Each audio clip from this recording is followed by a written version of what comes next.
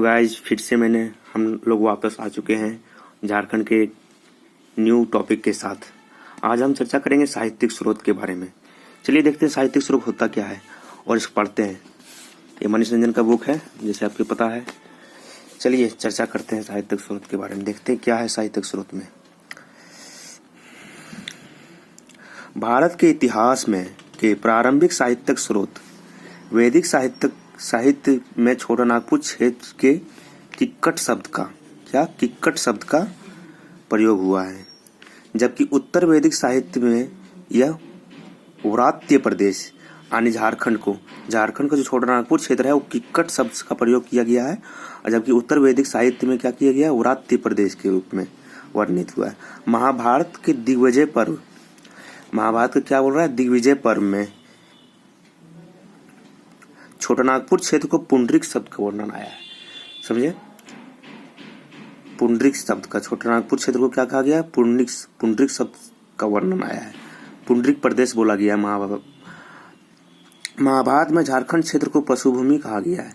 महाभारत में एक और नाम दिया गया है जिसको पशुभूमि कहा गया, क्योंकि जंगल की बहुलता के कारण इस क्षेत्र के जंगल पशुओं की सबसे अधिक थी। जो झारखंड है, झारखंड मतलब समझते ही हो, झारखंड जहाँ झाड़ और से भरा हुआ है, ठीक है, इसलिए इसे जंगल, यहाँ पे बहुत ज्यादा पशु हुआ करते थे उस समय, इसलिए इसे पशुभूमि उस समय बोला जाता था। मध्यकालीन इतिहास को लेखकों में अबुल फजल कौन था, अकबरनामा, जिसे अकबरनामा लिखा था, ठीक है। शम्स सिराज अफीक की रचना, तारीखे फिरोज शाही तथा सूफी कवि मलिक मोहम्मद जायसी की रचना पद्मावत प्रमुख स्रोत है। जो स्रोत है जो मिला है वो क्या क्या है, मध्यकालीन इतिहास के लेखकों अबुल फजल का जो अकबरनामा में है उसमें भी झारखंड का उल्लेख है। शम्स सिराज अफीक की रचना तारीखे फिरोज शाही, उसमें भी झारखंड का उल्लेख देखा गया है। सूफी कवि मलिक मोहम्मद जायसी की रचना पद्मावत भी इसका प्रमुख स्रोत है, ठीक है। शम्स सिराज अफीक का क्या मानना है कि जंगल झाड़ की अधिकता का कारण क्षेत्र का नाम झारखंड पड़ा। मैंने आपको बताया ना भी, जंगल झाड़ के क्षेत्र के अधिकता के कारण इसका नाम झारखंड पड़ा था, ठीक है। इसके अतिरिक्त जहांगीर की क्या आत्मकथा, जहांगीर की जो आत्मकथा थी तुजुक की जहांगीरी, क्या थी इसकी, तुजुक की जहांगीरी, ठीक है। तुजुक की जहांगीरी में शाह नवाज खान तथा अब्दुल खान की रचना मासिर उल उबरा तथा मिर्जा नाथन की रचना बहारिस्तान ए गोबो में भी झारखंड का नामांकन लेकर सामाजिक सांस्कृतिक इतिहास की जानकारी मिलती है, ठीक है। मध्यकालीन एवं अन्य इतिहासकारों सलीमुल्लाह और गुलाम हुसैन को रचनाओं में भी झारखंड के क्षेत्र का विवरण मिलता है, ठीक है। कबीर दास की रचनाओं में झारखंड शब्द का उल्लेख एक पद में आया है। कबीर दास के जो दोहे थे उसमें भी कहीं झारखंड के एक पद में उल्लेख आया, ठीक है। बोरमैन की पुस्तक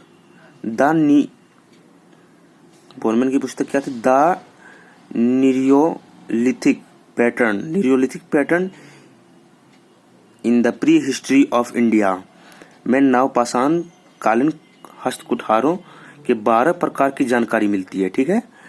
डीएन मजूमदार की पुस्तक races and cultures of India में चेरो, खरवार, भूमिज, संथाल आदि जनजाति के बारे में उनके झारखंड आगमन कौन था, डीएन मजूमदार की पुस्तक का नाम क्या था, races and cultures of India में चेरो, खरवार, भूमिज, संथाल आदि जनजातियों के बारे में झारखंड के आगमन तथा सांस्कृतिक सामाजिक जीवन की जानकारी मिलती है। क्या मिलती है, सामाजिक जीवन की जानकारी मिलती है, और कैसे आए, कैसे यहाँ राज किए, उस सब का मतलब कौन कौन से राजा यहाँ पे ये सब जनजाति के होते किए, क्या क्या इसकी प्रमुख विशेषता थी, क्या क्या इनके प्रमुख त्योहार थे, सब सबका उल्लेख डॉक्टर D.N. मजूमदार की पुस्तक में बताया गया। ठीक है, देखिए सामाजिक और सांस्कृतिक जीवन की जानकारी मिलती है। डाल्टन की पुस्तक, डाल्टन की पुस्तक द कॉल ऑफ छोटा नागपुर, क्या था नाम, द कॉल ऑफ छोटा नागपुर, अमरनाथ दास का अमरकोश, एंड टिकेल की पुस्तक notes on A tour in Manbhum. Manbhum किसका पुराना नाम था, धनबाद का, याद रखिएगा। ठीक है, तथा इथनोलॉजी ऑफ बंगाल आदि पुस्तक के जनजातीय इतिहास एवं संस्कृति का तथ्यात्मक विश्लेषण प्रस्तुत किया गया है। ठीक है, समझ गए। चलिए यहाँ पे देखते हैं, छोटा में दिया हुआ, हाँ इधर जो रहता है उसको शॉर्ट में करके दे देता है ताकि बच्चा लोग समझ सके। चलिए देखते क्या है। बोरमैन की पुस्तक the Neolithic pattern in the prehistory of India में नवपाषाण कालीन हस्तकुठारों के 12 प्रकार की जानकारी मिलती है। ठीक है, और D.N. मजूमदार की पुस्तक, अभी बताया था, D.N. मजूमदार की पुस्तक का नाम क्या था, races and cultures of India, से चेरो, खरवार, भूमि, संथाल आदि जनजातियों के बारे में, उनके झारखंड आगमन तथा सांस्कृतिक सामाजिक जीवन की जानकारी मिलती है। ठीक है, चलिए आगे बढ़ते। प्रागैतिहासिक काल, चलिए देखते हैं प्रागैतिहासिक काल में क्या है। झारखंड के विभिन्न भागों के प्रागैतिहासिक काल के विभिन्न प्रकार के उपकरण पाए गए हैं। प्रागैतिहासिक काल में क्या पाए गए, बहुत विभिन्न प्रकार के उपकरण पाए गए हैं। राज्य के प्रागैतिहासिक इतिहास का यहाँ पाए गए पाषाण उपकरण की विशेषताओं के आधार पर 3 वर्गों में बांटते हैं, पूर्व पाषाण काल, नवपाषाण काल और मध्य पाषाण काल। ठीक है, प्रागैतिहासिक काल को कितने भागों में बांटा है, 3 भागों में, पूर्व पाषाण काल, मध्य पाषाण काल और नवपाषाण काल, याद रखिएगा, बहुत इंपॉर्टेंट है। पूर्व पाषाण काल, हजारीबाग जिले में विभिन्न पुरातत्व स्थलों इसको, सरैया, रहम, देहांगी आदि में 1991 में कराए गए उत्खनन। ठीक है, हजारीबाग जिलों के कहाँ, सरैया, इसको, रहम, देहांगी का उत्खनन कराया गया, से पूरा पाषाण कालीन चित्रकारी के प्रमाण तथा पाषाण उपकरण प्राप्त हुए हैं। ठीक है, इसको मैं भूल भुलैया की आकृति, गुफा, अंतरिक्ष, भूल भुलैया की आकृति, ठीक है, गुफा, अंतरिक्ष जहाज, नक्षत्र आदि के चित्र पाए गए। ठीक है, समझ गए। चलिए मध्य पाषाण काल देखते हैं। मध्य पाषाण कालीन संस्कृति जो झारखंड में 9000 ईस्वी से 4000 ईस्वी पूर्व आया था। ठीक है, 9000 ईस्वी से 4000 ईस्वी पूर्व आया था, पूर्व के मध्य थी। ये प्रमाण गढ़वा जिला, जो ये प्रमाण जो मध्य पाषाण काल का जो प्रमाण है वो गढ़वा जिला के कहाँ, भवनाथपुर, झरवार, हाथीगाय, बलुगारा एवं नागगढ़ के कराए गए उत्खनन में मिलते हैं। ठीक है, जहाँ अनेक पाषाण उपकरण प्राप्त हुए हैं, वही उपकरण प्राप्त हुए पाषाण उपकरण, यानी पाषाण उपकरण मतलब समझते होंगे पत्थर के उपकरण। उस समय जो होते थे वो पत्थर के मतलब औजार हुआ करते थे, पत्थर के ही सब कुछ हुआ करते थे, जितने भी शिकार उकार करते थे पत्थर के होते थे, वही वह पाषाण उपकरण प्राप्त हुए। ठीक है, नवपाषाण काल को कब माना गया है, 3000 से 1500 ईसा पूर्व। ठीक है, जो झारखंड की नवपाषाण संस्कृति का जो काल है वो 3000 से 1500 ईसा पूर्व तक माना जाता है। ठीक है, यहाँ भी भवनाथपुर, झरवार, बालूगारा, नाकगढ़ आदि, कुल्हाड़ी, खुरचनी, कुल्हाड़ी जानते ही होंगे, खुरचनी भी जानते होंगे, तक्षनी जैसे नवपाषाण उपकरण पाए गए हैं। ठीक है, नवपाषाण कालीन अन्य प्रमुख स्थलों में बुर्ज बुरहाड़ी, रारू नदी चाईबासा में है, बरुहाथू, दरगामा, चक्रधरपुर, चाईबासा, बूढ़ाडी एवं तमाड़ रांची में आदि है। पुरातत्ववेत्ता बोरमैन के नवपाषाण काल में 12 प्रकार के हस्तकुठारों की खोज की थी। ठीक है, पुरातत्ववेत्ता था यानी खोज करता था, पुरातत्व में बोरमैन नाम था, जो नवपाषाण काल के 12 प्रकार के हस्तकुठारों की खोज की है, जिनका विवरण उनकी पुस्तक the Neolithic pattern in pre history of India में मिलता है। ठीक है, चलिए ये याद रखिएगा। सिर्फ देखिए जो मध्य पाषाण काल है वो 9000 से 4000 ईसा पूर्व माना जाता है झारखंड में, और नव पाषाण काल है 3000 से 1500 ईसा पूर्व माना जाता है। और पूर्व पाषाण काल का कोई अभी तक प्रमाण नहीं है, इसी कारण से नहीं दिया गया है शायद, लेकिन हमको पता चलेगा तो मैं अगले वीडियो में बता दूंगा कि इस काल को कब से कब माना गया है।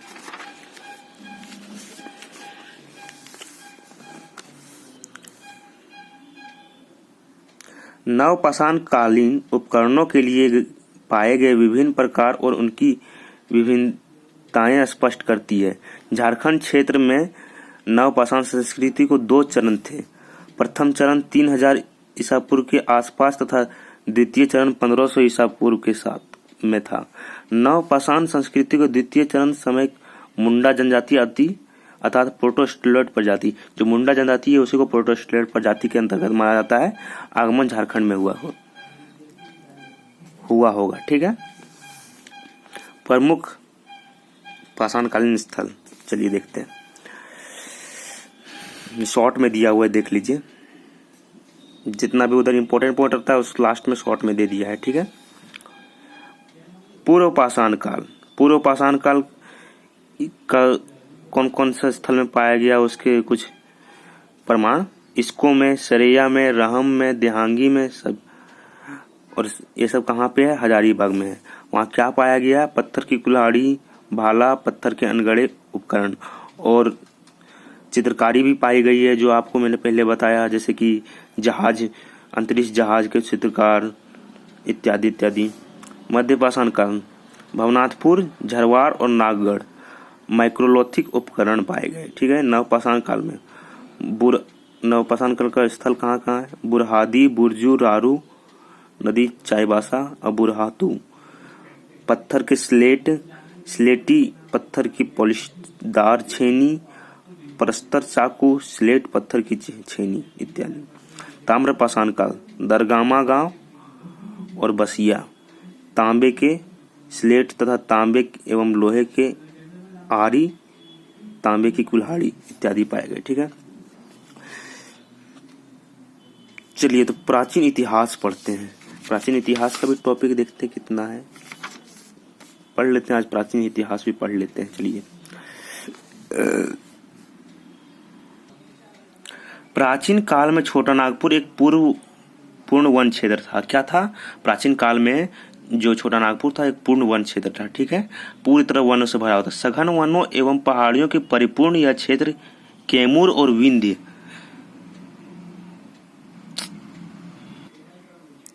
पहाड़ियों से घिरा था। फिर भी बाह्य आक्रमण अदाकदा होते रहे। जो बाह्य आक्रमण था, जैसे बहुत कोई आक्रमण करते रहा, जैसे मुगल भी आए थे झारखंड में और बहुत सारे आए थे। वनों और पर्वतों की बहुलता ने ही आदिम जनजाति को यहाँ बसने के लिए आकर्षित किया। आदिम जनजाति था वो आदिम जनजाति लोग क्या होते? आदिम जनजाति लोग क्या करते थे? जो मतलब वो लोग जो जंगल पे निर्भर रहा करते थे, जंगल पे ही, जंगल से मतलब जैसे शिकार करना, जंगल को थोड़ा बहुत काट के खेती करना थोड़ा बहुत और उपजाना खाना, वही आदिम जनजाति लोग वही करते थे और इसलिए वो जंगल पे ही निर्भर रहा करते थे। इस कारण से उसे ये वाला जो क्षेत्र था बहुत ज़्यादा पसंद आया, जो उस आकर्षित किया। ठीक है, असुर, खड़िया और बिरहोर यहाँ की प्राचीन जनजातियां हैं। असुर, खड़िया और बिरहोर जो है यहाँ की सबसे प्राचीन जनजाति है। ठीक है, इसके बाद कोरबा जनजाति, कोरबा के बाद मुंडा, उरांव, हो आदि जनजाति आकर झारखंड क्षेत्र में बसी। ठीक है, इनके बाद झारखंड के बसने वाली जनजातियों को चेरो, खरवार, भूमिज तथा संथाल थे।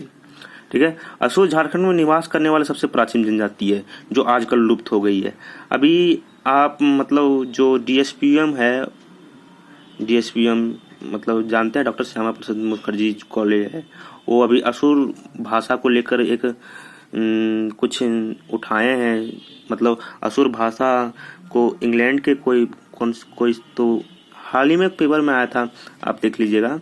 असुर जो भाषा है उसको इंग्लैंड में पूरे विश्व में फैलाना चाहते हैं, मतलब उसका सब जगह पर पढ़ाई, मतलब असुर भाषा के बारे में सबको बताना चाहते हैं। उसके लिए पूरा इंग्लैंड के कोई विश्वविद्यालय में ही प्रचार प्रसार किया जा रहा है। जैसे कि आपको पता है, असुर ऐसी जनजाति है जो आजकल के अधिकतर नहीं दिखा जाता है। असुर की एक ही जनजाति, असुर जनजाति का एक ही प्रजाति है जो आजकल देखा जा रहा है, लोहार। लोहार जो है वो असुरी जनजाति है, जैसे कि आपको पता है। लोहे को गलाकर आजीविका चलाने वाले असुर जनजाति को नवपाषाण काल से लेकर उत्तर वैदिक काल तक छोटानागपुर क्षेत्र में प्रवास किया। ठीक है, इसके द्वारा निर्मित अनेक असुरगढ़ों के अवशेष आज भी पाए जाते हैं। ठीक है, ये भवन निर्माण कला में निपुण थे। ये भवन निर्माण कला में क्योंकि बहुत ही ज्यादा कठोर हुआ करते थे, असुर जो जनजाति थे बहुत ज्यादा कठोर हुआ करते थे, इसलिए सामान ले आने में उनको ज्यादा प्रॉब्लम होता नहीं था, इसलिए भवन निर्माण की कला में ये बहुत निपुण थे। संभवतः वर्तमान में लोहार जनजाति इन्हीं के वंशज हैं। ठीक है, मैं अभी बताया था कि लोहार जो जनजाति इन्हीं के वंशज है। ऐसा माना जाता है कि वैदिक आर्यों का विरोध करने वाले नाग असुरों की शाखा थे। ठीक है, वर्तमान में सिंहभूम मानभूम क्षेत्र में मुख्य रूप से निवास करने वाली खड़िया जनजाति को प्रथम बस्ती का प्रमाण दक्षिण कोयल नदी के तट पर पोरा से मिलता है। ठीक है, कहाँ से मिलता है? पोरा से। जनजाति की प्रथम बस्ती का प्रमाण कहाँ से मिलता है? दक्षिण कोयल नदी के तट पर पोरा से मिलता है, जबकि दूसरी बस्ती का प्रमाण पोटा के पास वीरू कसलपुर से मिलता है। कुछ इतिहासकारों एवं मानवों वैज्ञानिकों का मानना है कि खड़िया लोग शारीरिक सांस्कृतिक लक्षण द्रविड़ प्रकार की जनजाति से ज्यादा मिलते जुलते हैं।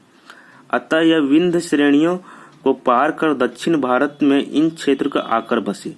कहाँ से? दक्षिण भारत में इन क्षेत्रों में आकर बसे, दक्षिण भारत से आके इन क्षेत्रों में आकर बसे। ठीक है, असुर और खड़िया की तरह ही बिरहोर झारखंड क्षेत्र के निवास करने वाली प्राचीनतम जनजाति है। असुर और खड़िया की तरह ही बिरहोर जो है वो मतलब प्राचीनतम जनजाति एक तरह से। ठीक है, मुंडा और उरांव क्षेत्र के निवास करने वाली प्रमुख जनजातियां रही है।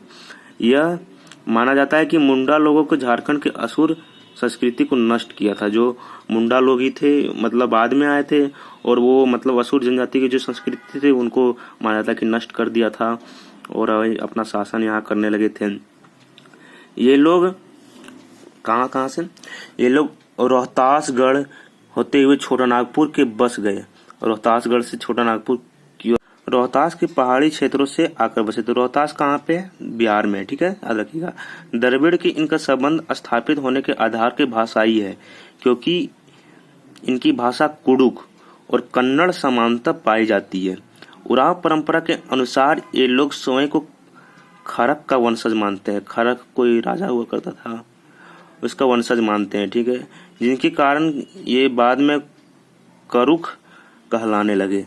वे घुमक्कड़ी करते हुए रोहतास पहुंचे थे। रोहतास गढ़ से चेरों एवं खरवारों द्वारा निकाले जाने के बाद उरांव दो शाखाओं में बट गए। ठीक है, रोहतासगढ़ के चेरों एवं खरवारों को निकाल दिया गया, जिसके कारण वो लोग दो शाखा में बट गया। उरांव दो शाखाओं में बट गया। एक शाखा दक्षिण कोयल के राजमहल में क्षेत्र में आके बस गए। ठीक है, राजमहल की मलेर जनजाति इन्हीं के वंशज हैं। ठीक है, दूसरी शाखा उत्तरी कोयल के घाटी क्षेत्र पलामू में तथा छोटानागपुर खास में आके बसी, जहां मुंडाओं से घनिष्ठ संपर्क स्थापित हुई। ठीक है, उराव जनश्रुतियों के अनुसार मुंडाओं ने इन्हें मांस खाने के लिए प्रेरित किया। ठीक है, मांस खाने के लिए किसने प्रेरित किया? उंडाओं ने किया, जबकि इन लोगों ने मुंडाओं को हल जोतने, कृषि करना सिखाया था। ठीक है, कालांतर में उरांव के दबाव के कारण ही मुंडा पश्चिम भाग में हस्तांतरित होते चले गए। कहाँ? पश्चिम भाग में हस्तांतरित होते चले गए। पलामू क्षेत्र में खरवार, चेरो, कोल आदि जनजाति निवास कर रही थी। जो पलामू क्षेत्र में है वहाँ खरवार, चेरो, कोल आदि जनजाति निवास कर रही थी। छोटानागपुर में भूमि संथाल भुइयां जनजाति भी प्राचीन समय से रह गई थी। छोटानागपुर में भूमिज हो गया, संथाल हो गया, भुइयां हो गया, बहुत पहले से रह रही थी। इन जनजातियों में भूमिज मानभूम क्षेत्र में हो सिंहभूम तथा भुइयां जनजाति पलामू क्षेत्र में निवास करती थी। हो जनजाति की जो भाषाई एवं परंपरागत समानताएं मुंडाओं से मिलती थी। हो जनजाति जो थी उसकी भाषाई यानी भाषा और पारंपरिक समस्या समानताएं, जो समानताएं थे यानी काम करने का ढंग और बाकी सब जो रहन सहन का जो ढंग था वो मुंडाओं से मिलती जुलती थी, ठीक है। जिसके आधार पर माना जाता था कि सिंहभूम में जिसके आधार पर माना जाता था कि सिंहभूम के निवास करने से पूर्व हो जनजाति लंबे समय तक छोटा नागपुर खास में निवास करती थी। जब सिंहभूम में निवास करता था उससे पहले वो लोग माना जाता था कि जो छोटा नागपुर खास थे वहां निवास करते थे, ठीक है। बहुलता की दृष्टि से छोटा नागपुर में मुंडा और उरांव जनजाति, पलामू में बिरजिया जनजाति, मानभूम में भूमिज और सिंहभूम में भूमिज और